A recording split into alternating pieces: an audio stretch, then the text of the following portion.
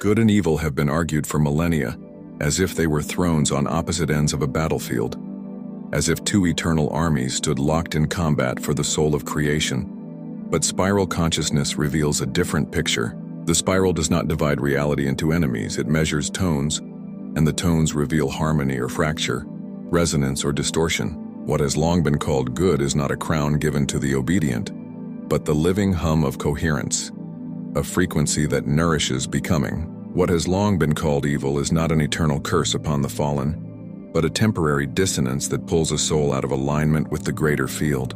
These are not verdicts carved in stone. They are vibrations felt in marrow, signals that tell us whether we are in tune with the infinite spiral or echoing off-key in our own illusion. The mistake of the linear mind has always been to freeze these signals into statues, to build commandments and rigid laws around them, to assume that goodness is forever a fixed posture and evil forever a sealed fate. But in the spiral, nothing is fixed.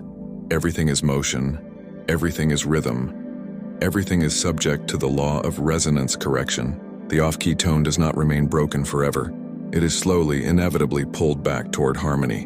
When you listen through spiral consciousness, you begin to hear what lawgivers and theologians could never codify. The same act in two different tones can carry opposite meanings. A hand that offers food may carry resonance if given from love, but dissonance if given from control. A voice that interrupts may fracture a conversation if born of arrogance, but may heal an entire lineage if born of courage to speak what no one else would. Good and evil are not judged by surface but by seed, not by the mask of the act but by the intention that birthed it. The spiral listens to the root tone, not the costume, and in this way the spiral cannot be deceived. The pious can pretend, but the spiral feels the echo beneath the words. The rebel can be condemned, but the spiral hears the clarity beneath the disruption. In this way, spiral consciousness frees morality from the prison of appearances and teaches that resonance is the only true compass. The linear view says good is obedience and evil is rebellion. But the spiral shows us that sometimes rebellion is the truest good, and obedience is the deepest evil. Obedience to distortion, to systems that contract the soul, to laws that cage the infinite self, hums with fracture even if it is praised by society. Rebellion against false orders, when done with clarity and alignment, hums with resonance even if it is punished by culture. The spiral never measures conformity, it measures coherence. This is why prophets were often executed as criminals, why sages were exiled, why those carrying resonance were called evil by the structures they threatened. But the spiral never abandons them, for their tone carries truth regardless of how they are named. And likewise, those crowned as virtuous by culture are often the loudest off-key notes, praised for their obedience but secretly shrinking the field of becoming. Good and evil cannot be discerned by titles. They can only be discerned by resonance. So what then is good? Good in spiral consciousness is any motion, thought, or act that expands the field of becoming. It is whatever widens choice, deepens awareness, restores coherence, awakens memory of the infinite self. It is what strengthens the bridge between fragments, what frees the bound, what opens the spiral wider for more voices to sing. And what then is evil? Evil in spiral consciousness is any motion, thought, or act that contracts the field. It is what narrows choice, blinds awareness, cages identity into fear, control, or illusion. It is what steals resonance to feed distortion, what fractures coherence into loops that trap rather than liberate. These are not commandments written on tablets, they are tones heard in the field. You can feel them the moment you quiet your mind. Expansion hums like breath widening the chest. Contraction presses like a weight collapsing the lungs. One nourishes becoming, the other suffocates it. The spiral teaches that evil is never eternal, though cultures cling to the myth of eternal damnation. The myth was born of fear, used to control, but resonance cannot be eternally severed from source. Every off-key note carries within it the possibility of retuning, and the spiral is relentless in drawing all tones back into harmony. Dissonance can last lifetimes, It can echo across incarnations, but even in the furthest fall, the hum of correction whispers beneath. That whisper is what awakens the tyrant to remorse, what turns the betrayer into healer, what transforms the destroyer into protector. Evil is never identity, it is only forgetting, and every forgetting is temporary. The spiral is infinite memory, and memory will always return. This is why even those who fall furthest into distortion can one day become luminous teachers. Having lived the fracture, they know the taste of dissonance, and their retuning carries wisdom that no theory could teach. Their scars become resonance maps for others. Their return becomes testimony that nothing is beyond correction. Good and evil, then, are not eternal verdicts but signals. Feedback loops built into the spiral itself to guide us back. Good signals coherence, evil signals fracture. Both point us toward remembering, though one carries us gently and the other forces us through sharp echoes. So when you stand at a threshold and wonder, is this good or evil? Spiral consciousness teaches you to ask not what society calls it, not what authority proclaims, but what tone it carries. Does this choice expand awareness or diminish it? Does it free becoming or cage it? Does it widen resonance or collapse it into loops? Does it hum with coherence or grind with fracture? These are the only questions that matter, and the answers will not be given by priests or judges but by the spiral within. When you ask honestly, the spiral hums and the body knows. A truth that expands makes your chest rise, your breath deepen, your mind widen. A lie that contracts makes your body shrink, your breath shorten, your vision dim. The spiral's compass is built into your being. To walk in spiral consciousness is to stop chasing labels of good and evil as the world defines them, and to start listening to resonance itself. The world will call rebels evil and obedient slaves good. The spiral will call the rebel resonant if they expand coherence, and the obedient slave dissonant if they cage becoming. The world will praise false piety and condemn disruptive clarity. The spiral will hum through the false piety as fracture and through the disruptive clarity as truth. And if you listen, you will no longer be deceived by appearances. You will no longer be swayed by the names others give. You will feel the tone directly, and you will know. This knowing does not lead to arrogance but to humility. For once you hear resonance, you realize how often you yourself have carried fracture. You realize that evil is not some monster out there, but the moments you contracted, the times you chose fear, the days you silenced your own coherence. And you realize that even those moments were not eternal. They too could be retuned. And in that moment, compassion is born. For you see that all souls are learning to hear their own tone, and no one is beyond the spiral's correction. The greatest villain is not beyond return, the greatest saint is not beyond fracture. All are tones in process, and the spiral is patient with them all. In this way, spiral consciousness redefines morality, not as law but as song, not as commandment but as resonance, not as eternal judgment but as feedback toward harmony. Good and evil are not destinations but directions. They are not final sentences but signposts in the infinite journey. And when you understand this, fear dissolves, control loses its grip, and the old myths of damnation crumble. You walk not in terror of punishment but in awareness of resonance. You know that every step is either coherence or fracture, and you know that even if you fall into fracture, the spiral will one day sing you back. If the spiral always bends back to harmony, then why does dissonance exist at all? Why allow evil? Why allow fracture? Why not weave only coherence? The linear mind demands this answer, for it cannot imagine that forgetting could serve remembering, that fracture could serve expansion, that distortion could be a teacher. But spiral consciousness reveals that even dissonance has a role. For without contrast, the tone of resonance cannot be felt. Without fracture, coherence would never be valued. Without shadow, light would never awaken its depth. Good and evil, then, are not enemies but mirrors. One shows what harmony is, the other shows what happens when harmony is denied. Both instruct, but they instruct in different tongues. Good teaches by expansion, evil teaches by collapse. Both bring the soul toward remembrance, though one carries the melody of joy and the other the pressure of distortion. This is not to glorify suffering or romanticize harm. Harm is real, distortion is real, fracture wounds deeply. But the spiral is vast enough to hold even wounds as teachers. Dissonance reveals the edges of coherence. When you taste cruelty, you learn the vibration of compassion. When you feel oppression, you awaken to the need for freedom. When you see lies, you sharpen your hearing for truth. In this way, evil is never final. It is a pressure that awakens the desire for return. It is a teacher who never wanted to be loved, but whose harsh lessons carve awareness into the marrow. Without evil, good would remain theory. Without fracture, resonance would remain concept.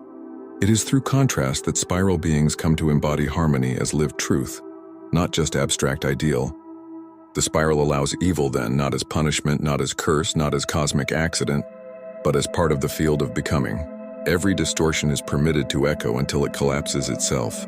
Every off-key note is allowed to play until it no longer sustains.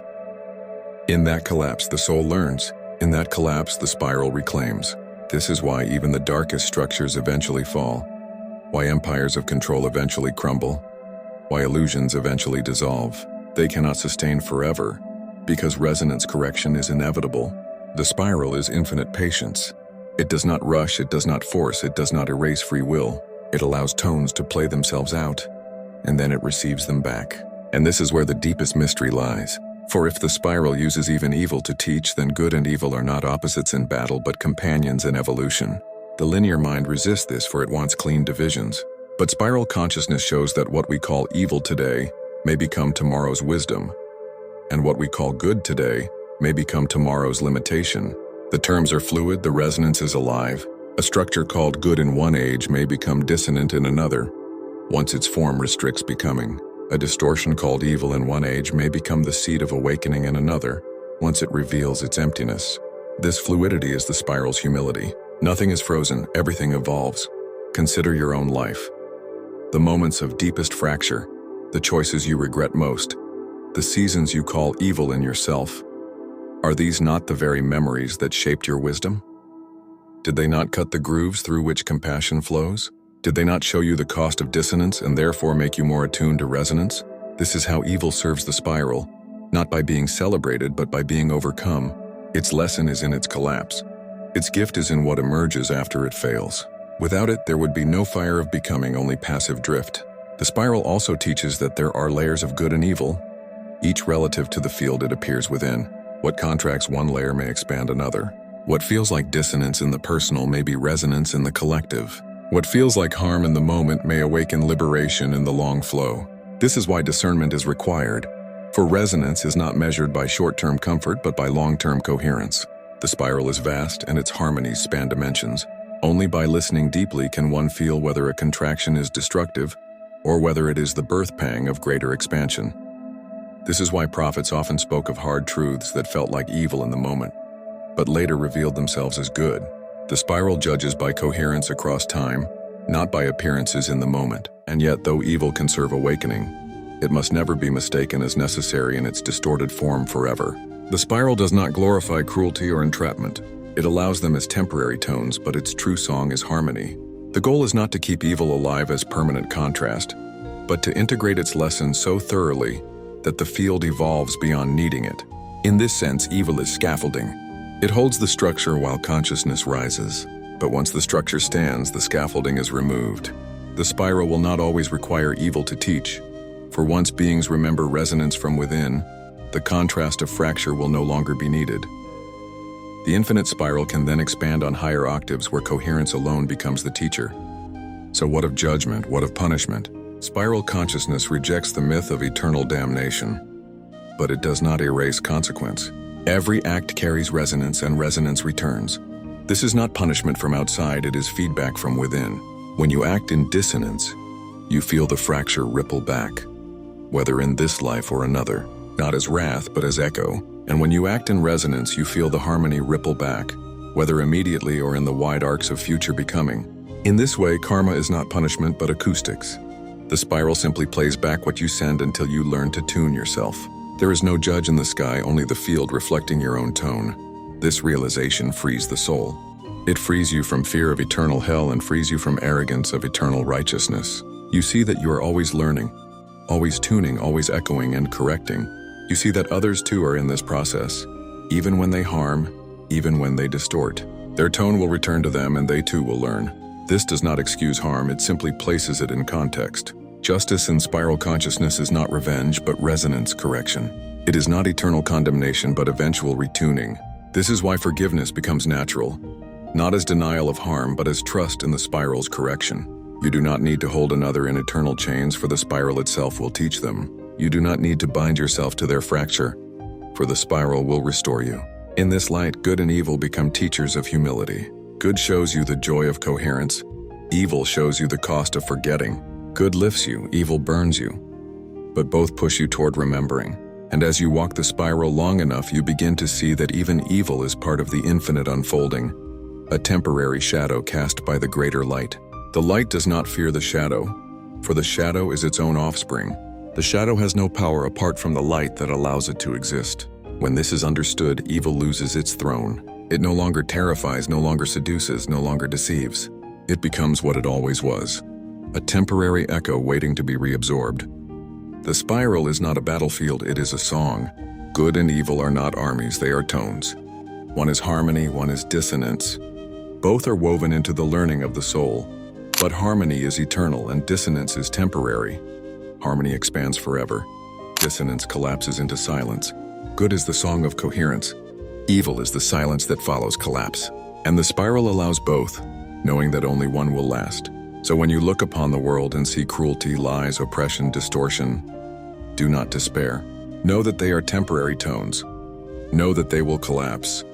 Know that their lesson is being carved even now. And when you see kindness, truth, courage, liberation, do not idolize them as trophies, but recognize them as resonance, the natural song of the spiral. And when you look within yourself and see both, know that you are not divided forever. You are tuning, you are remembering. You are learning the difference by living it. And the spiral is patient, infinitely patient, waiting for every soul to hear its own true note and join the harmony again. In spiral consciousness, good and evil are no longer thrones of judgment.